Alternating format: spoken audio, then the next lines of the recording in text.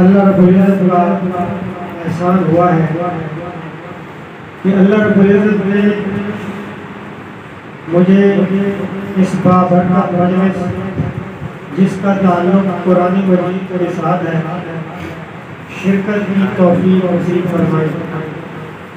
और सबसे पहले मैं मुबारकबाद पेश करता हूँ हाफिज़ साहब को, जिन्होंने आप रात के साथ अल्लाह रसूल में खड़े होकर अलिफ लाम मीम से लेके वन नास की सीन तक पूरा कुरान तिलावत करवाया। और आप तमाम हज़रात ने तरावीह की नमाज में ये पूरा कुरान सुनने की सआदत हासिल की है, तो मैं आपको भी मुबारकबाद पेश करता हूँ। अल्लाह ताला ये कुरान मजीद का सुनना और सुनाना अपने बारगाह के अंदर कबूल फरमाए और इस कुरान के पढ़ने और सुनने में हैसियत इंसान हाफिज़ साहब से या आपसे कोई कमी कोताही रह गई हो तो मैं दुआ करता हूँ अल्लाह पाक उसे माफ़ फरमाए। अजीज दोस्तों अजीज दोस्तों मैंने कुरान मजीद की एक आयत पढ़ी है जिसका ताल्लुक़ है प्यारे नबी सल्लल्लाहु अलैहि वसल्लम के साथ सच्ची मोहब्बत करना। इस आयत में रब्बुल आलमीन फरमाते हैं कि ऐ ईमान वालों, अगर तुम ये चाहते हो वो आसमानों का रब तुम्हारे साथ मोहब्बत करने वाला हो, अल्लाह तुम्हारे साथ मोहब्बत करे, अगर तुम ये चाहते हो तुम अल्लाह के महबूब बन जाओ, अल्लाह के दोस्त बन जाओ, तो फिर एक काम तुमने करना है। कोई मुश्किल काम नहीं बताया, फरमाया कुल इन कुंतुम तुहिब्बूनल्लाह, ऐ ईमान वालों अगर तुम ये चाहते हो अल्लाह ताला तुम्हें अपना महबूब बना ले, फत्तबिऊनी युहब्बुकुमुल्लाह, मेरे नबी की ताबेदारी करने वाले बन जाओ, मेरे नबी की फरमाबरदारी करने वाले बन जाओ, मेरे नबी के साथ सच्ची और सच्ची मोहब्बत करने वाले बन जाओ। ये काम करना तुम्हारे ज़िम्मे है, अल्लाह ताला तुम्हें अपना महबूब बना लेगा, ये अल्लाह की जिम्मेदारी है। लिहाजा प्यारे आका से मोहब्बत करनी है। अब पता कैसे चलेगा कि ये बंदा अल्लाह के रसूल सल्लल्लाहु अलैहि वसल्लम से सच्ची मोहब्बत करता है? तो मैं अर्ज़ कर रहा था, अब पता कैसे ऐसे चलेगा कि ये बंदा अल्लाह के रसूल सल्लल्लाहु अलैहि वसल्लम से सच्ची मोहब्बत करता है, तो पता ऐसे चलेगा इस बंदे के वजूद के ऊपर प्यारे आका की कितनी सुन्नतें, इसका लिबास सुन्नत रसूल के साथ मैच हो रहा है, इसका चेहरा सुन्नत रसूल के साथ मैच हो रहा है, इसकी नमाज नबी के तरीके के मुताबिक है,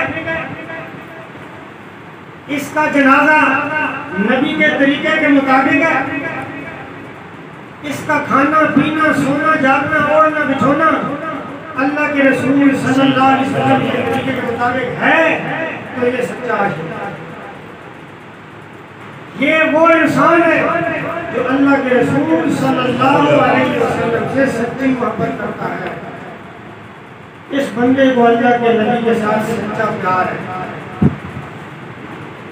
और जिस बंदे को अल्लाह के रसूल सल्लल्लाहु अलैहि वसल्लम के साथ सच्चा प्यार हो जाए तो उसको क्या इनाम मिलता है। जिसको मेरे मुस्तफा से प्यार हो गया, बाग़े जन्नत का वो हकदार हो गया। जिसको मेरे मुस्तफा से प्यार हो गया, बाग़े जन्नत का वो हकदार हो गया। दिल की गहराइयों से सच्ची सच्ची जान कर जिंदगी गुजारी जिसने उनकी बातें मान कर। दिल की गहराइयों से सच्ची सच्ची जान कर जिंदगी गुजारी जिसने उनकी बातें मान कर, फिर तो समझो उसका बेड़ा पार हो गया, बाग़े जन्नत का वो हकदार हो गया। मेरे साथ कह दो, जिसको मेरे मुस्तफा से प्यार हो गया, बाग़े जन्नत का वो हकदार हो गया।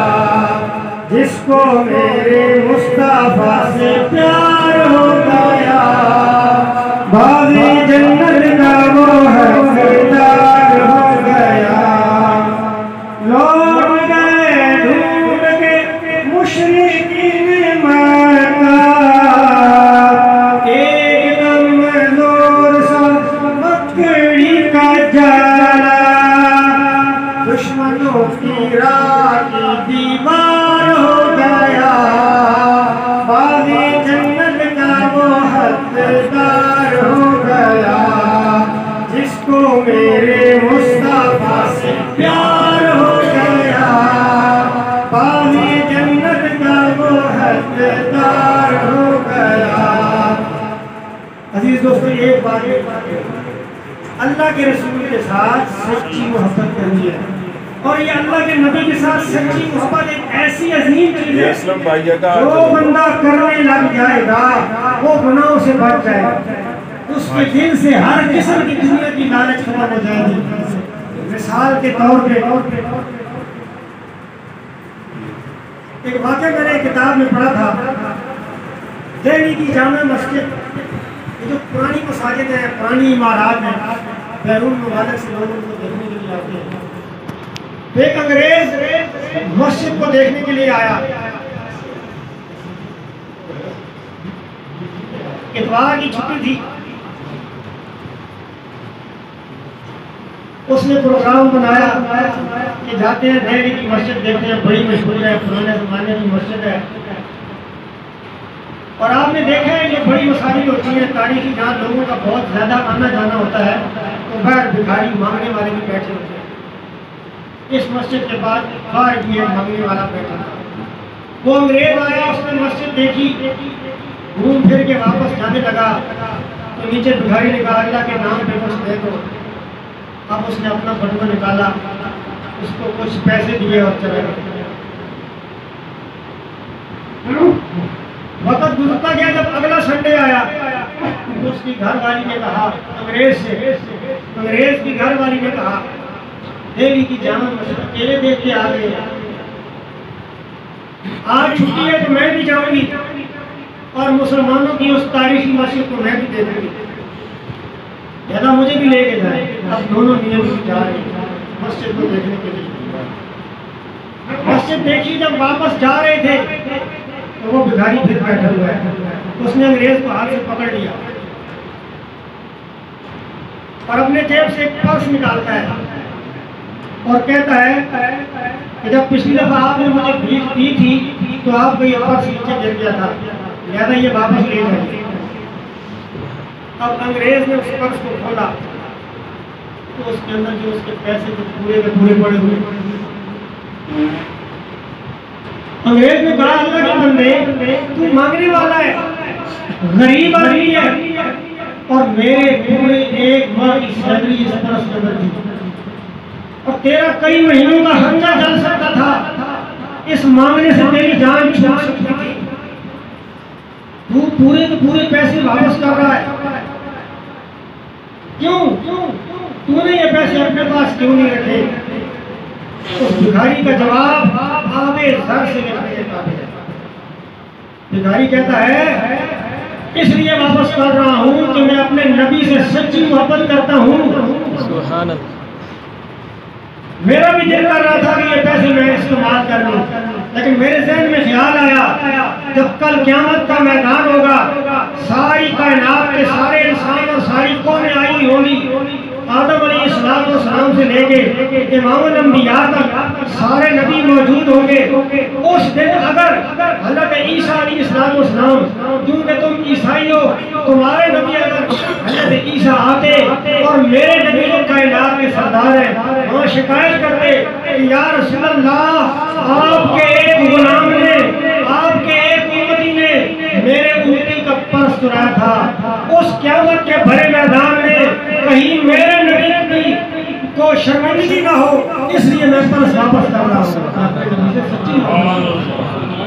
और प्यारे आका के साथ जो सच्ची मोहब्बत करता है, इस तरह वो अपने आप को गुनाहों से बचा के दुनिया की जिंदगी गुजार के चला जाता है।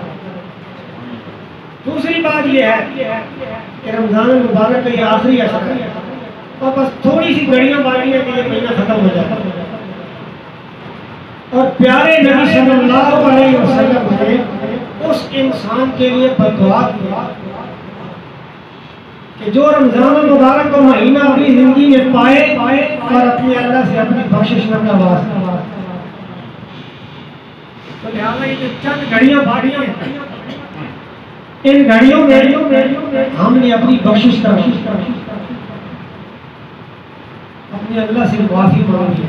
तो उसका बेहतरीन तरीका यह है, सहरी खाने के लिए आप सब लोग सुबह जाते हैं। आमतौर पे देखा गया है कि घर के जो मर्द हैं औरतों को उठा देंगे, जरा उठो पुरानी जरा और खुद बिस्तर में पड़े रहते हैं। जरा उन्हें बाद आती उठो जी काम तैयार हो गया, फटाफट हाथ मुँह धो सब जल्दी जल्दी बड़े बड़े न्याले पाए फिर सह गए सुबह की नमाज के लिए रोजा रखे। आज बहुत सुस्ती है इस काम में। हम समझते हैं कि दुआ सिर्फ अफ्तारी के टाइम कबूल होती है, लिहाजा जल्दी जल्दी अफ्तारी के दस्तरखान पे बैठ के दुआ करने लग जाते हैं। प्यास भी लगी होती है, भूख भी लगी होती है और सामने खरबूजे काटे हुए पड़े हो, उसको देख देख के मुंह में पानी आ रहा होता है और बंदा क्या दुआ कर रहा है वक्त से पहले तो भाई शेरी का असल वक्त वो है जो साल के 12 महीने अल्लाह ने आपको अता फरमाया है। रमजान तो अब आया ना, इफ्तारी वो इस महीने में कर रहे हैं, लेकिन शेरी का वक्त 12 महीने 12 के 12 महीने शेरी के वक्त अल्लाह ताला आसमानी दुनिया पे आते हैं और ऐलान करते हैं, अल मिन मुस्तगफिरिन अल मिन मुस्तरज़िकिन, ओ लोगों, है तुम में से कोई ऐसा आदमी जिसका नाम है अमाल गुनाहों से भरा हो, जिसके नाम अमाल के अंदर कोई भी नेकी का काम मौजूद ना हो, मेरे दरवाजे पे आ जाए। मैं इंतजार कर रहा हूँ किस वक्त मेरा बंदा आएगा, मेरी जनाब में अपना सर झुकाएगा, एक मरतबा मुझसे कह देगा, ऐ मेरे अल्लाह मैंने बड़ी खताएं की हैं, बड़े गुनाह किए, मेरा नाम अमाल गुनाहों से भरा हुआ है, ऐ अल्लाह मेरी मग़फ़िरत फरमा दे, ऐ अल्लाह मेरे गुनाहों को माफ फरमा दे। मेरा बंदा, मेरे बंदे के दुआ मांगने में देर हो सकती है, लेकिन मेरे माफ करने में देर नहीं हो सकती। सुभान अल्लाह। मेरा बंदा मुझसे माफी मांगेगा, फौरन से पहले मैं इसके गुनाहों को माफ फरमा दूंगा। नहीं नहीं, सिर्फ माफ नहीं फरमाऊंगा, इसके गुनाहों को नेकियों के साथ तब्दील कर दूंगा। अल्लाह इन्हीं गुनाहों को नेकियां बना के दे। सुभान अल्लाह। हल मिन मुस्तरज़िक़िन, वो है कोई रिज़्क़ मांगने वाला जिसके घर में रिज़्क़ की तंगी है, जो परेशान हाल है, हालात अच्छे नहीं है, रोजी में बरकत नहीं है, तंगी तंगी है, परेशानी परेशानी है, बीमारियां के जान नहीं छोड़ती। इस सहरी के वक्त मैं अपने उस बंदे का भी इंतजार कर रहा हूँ, मेरे सामने अपना हाली दामन फैला के अपनी मुश्किलात को दूर करने की दुआ कर दे। अभी मेरा बंदा दुआ करेगा, इसके दुआ करने में देर हो सकती है, परेशानियों को दूर करने में मैं रब की तरफ से देर नहीं हो सकती। अफसोस तो यह है कि वो हमें आवाज आती नहीं। तो दोस्तों सैनिक के लिए आप उठते हैं ना, तो औरतें खाने पकाने में लग जाए और आपने क्या करना है, हाथ मुंह तो धोते ही है तो वुज़ू कर ले और मुसल्ले के ऊपर खड़े होकर बहुत लंबी नमाज 2 रकअत पढ़े, 2 रकअत नमाज पढ़े, उसके बाद अपने रब के सामने अपना खाली दामन फैलाएं और कह दें, क्या कहना है, गुनाहों की माफी मांगनी है, इस्तिग़फ़ार करनी है। मैं ते माफी का मौला तलबदार हाँ, मैं गुनाहगार हाँ, मैं गुनाहगार हाँ, मैं ते माफी का मौला तलबदार हाँ, मैं गुनाहगार हाँ, मैं गुनाहगार हाँ, तू ते मौला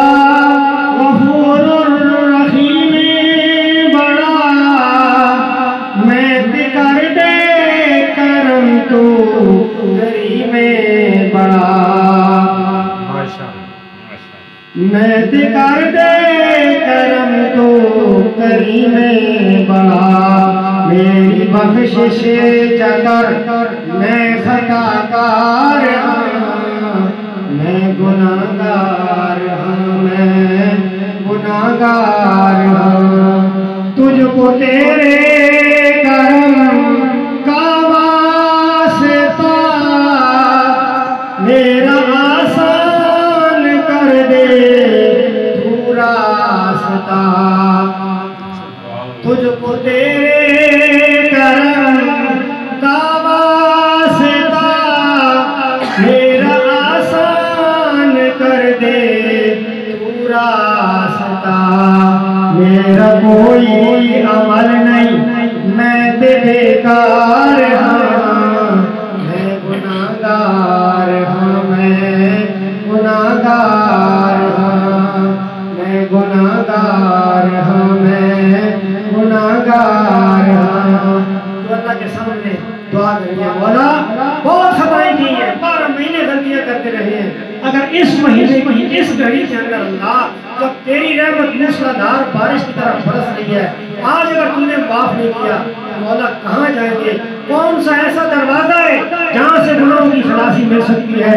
ऐ अल्लाह आदम अलैहिस्सलाम ने भी आपसे ही अपनी वो जो उनसे भूल हो गई थी उसकी माफी मांगी थी और कहा था रब्बना ज़लमना अनफुसना व इल्लम तग़फिर लना व तरहमना लनकूनन्ना मिनल ख़ासिरीन। ऐ अल्लाह अगर आप हमारे बाबा आदम अलैहिस्सलाम को माफ कर सकते हैं, मौला हमें माफ फरमा। अल्लाह से दुआ है, अल्लाह पाक अमल की तौफीक दे।